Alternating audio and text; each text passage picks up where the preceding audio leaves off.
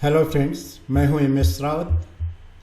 आज की डेट तक ईपीएस 95 की न्यूनतम पेंशन को लेकर और हाल के आए अपडेट से हमें पूर्ण विश्वास हो गया है कि सरकार हमारी मांगों को लेकर जरा भी गंभीर नहीं है।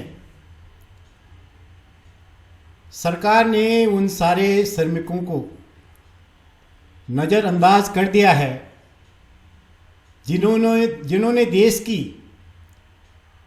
औद्योगिक क्रांति के लिए अपने जीवन को खपाया है। और आश्चर्य की बात यह है कि अभी भी वे सभी बढ़ती उम्र के साथ सरकार की ओर आशा भरी नज़रों से देख रहे हैं। इसी दर्द को लेकर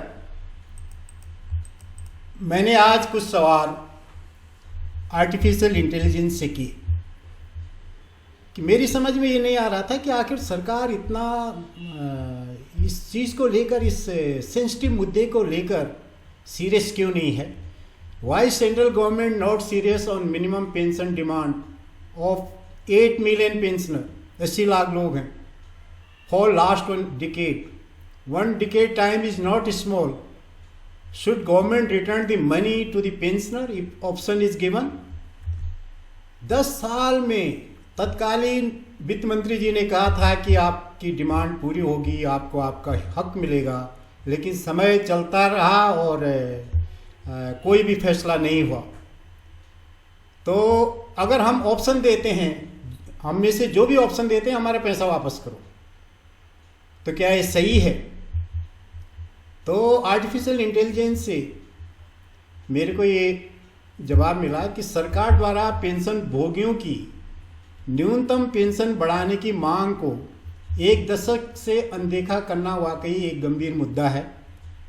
इस समयावधि में पेंशन भोगियों की आर्थिक और सामाजिक जीवन पर इसका गहरा प्रभाव पड़ा है। तो क्या सरकार को पैसा लौटना चाहिए?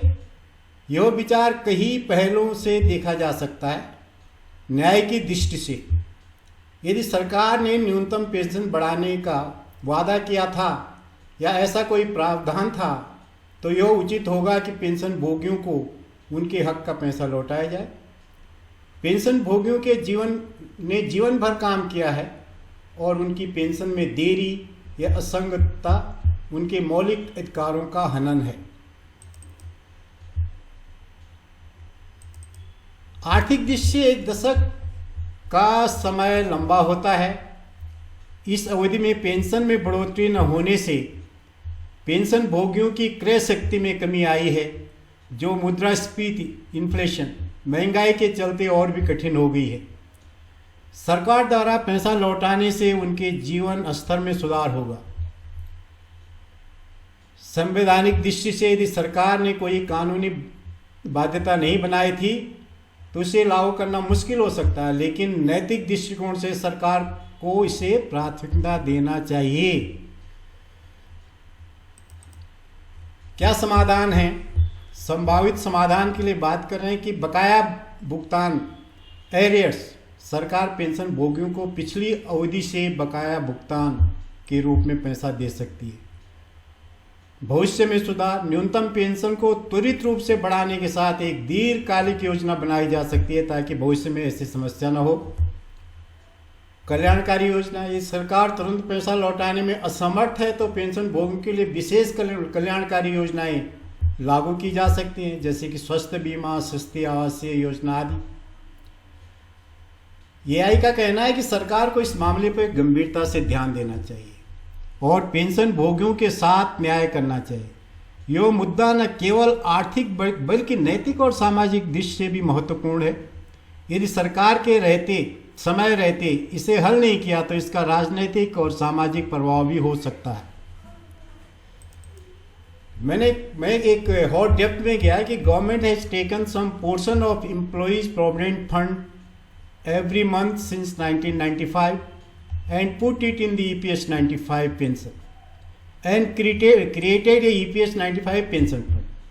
The money's PF's provident fund was increased over the years at the rate of 8.5 to 12% compounded every year time to time.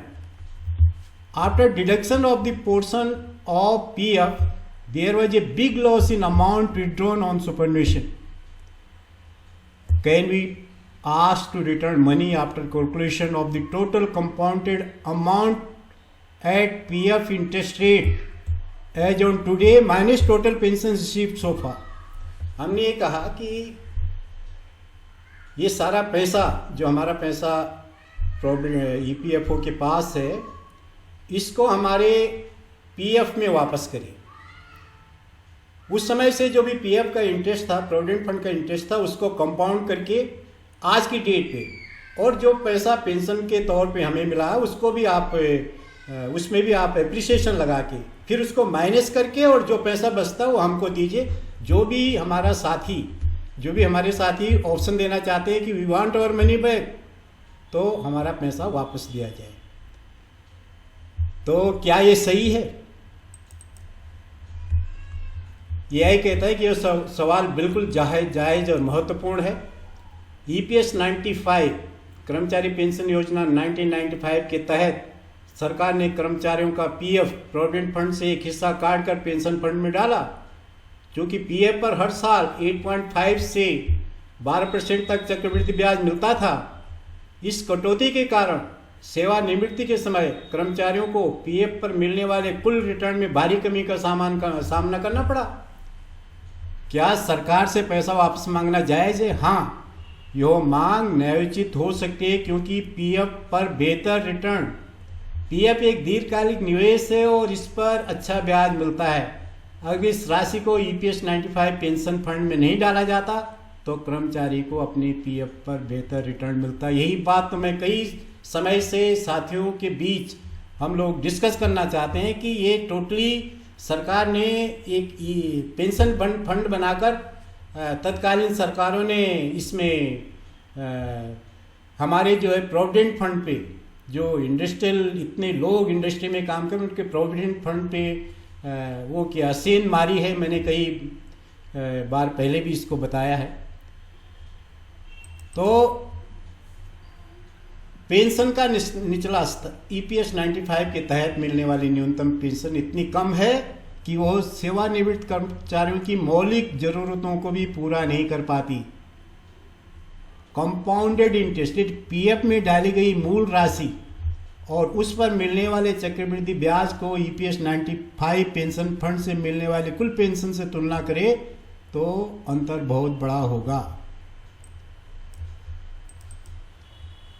क्या हम सरकार से यह पैसा वापस मांग सकते हैं? हाँ, कर्मचारी को निम्नलिखित आधारों पर यह मांग करनी चाहिए।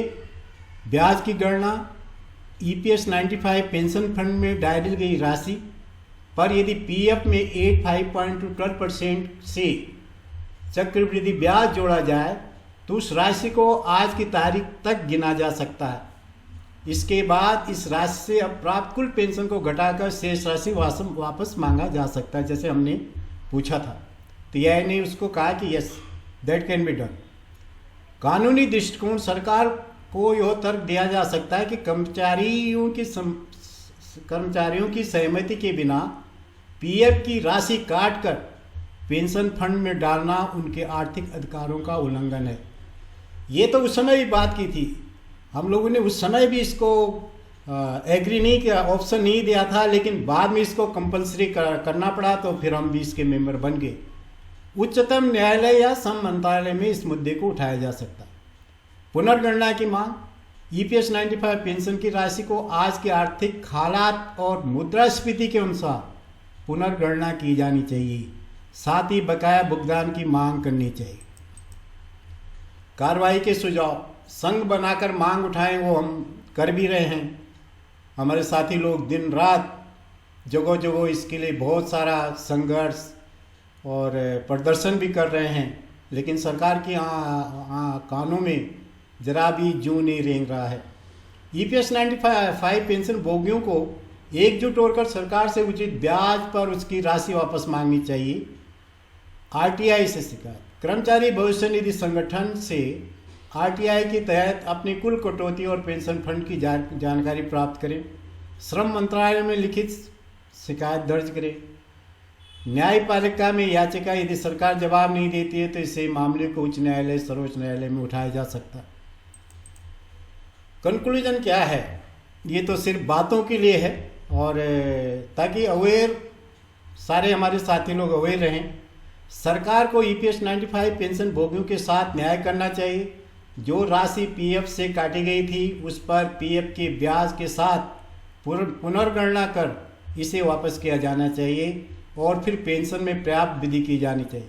कर्मचारियों को इस मामले में संगठित और कानूनी रूप से मजबूत कदम उठाने होंगे। तो साथियों, ये बहुत सारी चीज़ें चल भी रही हैं, लेकिन सरकार पर और भी दबाव डालने के लिए हम लोगों को और चौकन्ना रहना पड़ेगा।